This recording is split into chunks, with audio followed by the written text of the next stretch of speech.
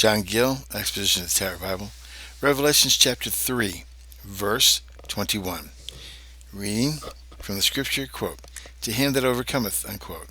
John Gill, quote, "the lukewarmness and self-confidency and security of this state," unquote. Scripture quote, "Will I grant to sit with me in my throne," unquote.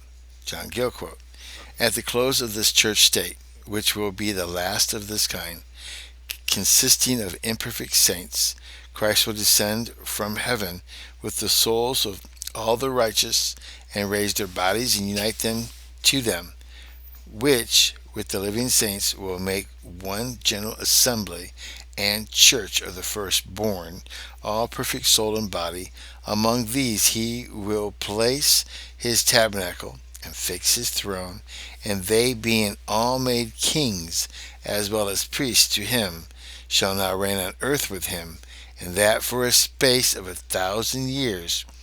And this is the blessing promised the overcomers in the Laodicean state, that when Christ shall set up his kingdom among men, and reign gloriously before his ancients, they shall sit on the throne with him, or share with him in his kingdom and glory.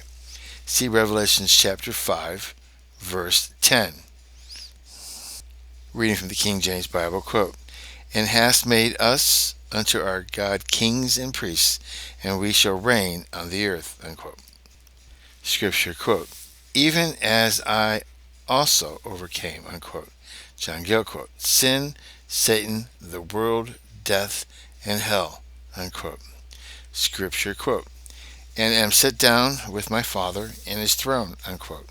John Gill, quote, "In heaven at his right hand, which is expressive of equality to him, distinction from him, communion with him, and of the honor and glory he is possessed of.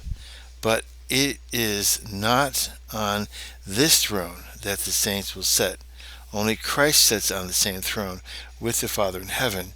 It is on Christ's throne on earth, or in his personal reign there, that the saints shall sit down with him, and which honor they shall have all that are more than conquerors through him, and are made kings by him.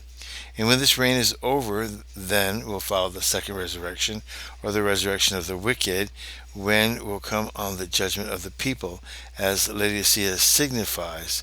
And when these with the devils will form themselves into the Gog and Magog army, and attack the beloved city, the church of the glorified saints on earth, under Christ their King, which will issue in the everlasting destruction of the former. And thus these 7 churches bring us to the end of all things," unquote. End of John Gill, Revelations chapter 3, verse 21.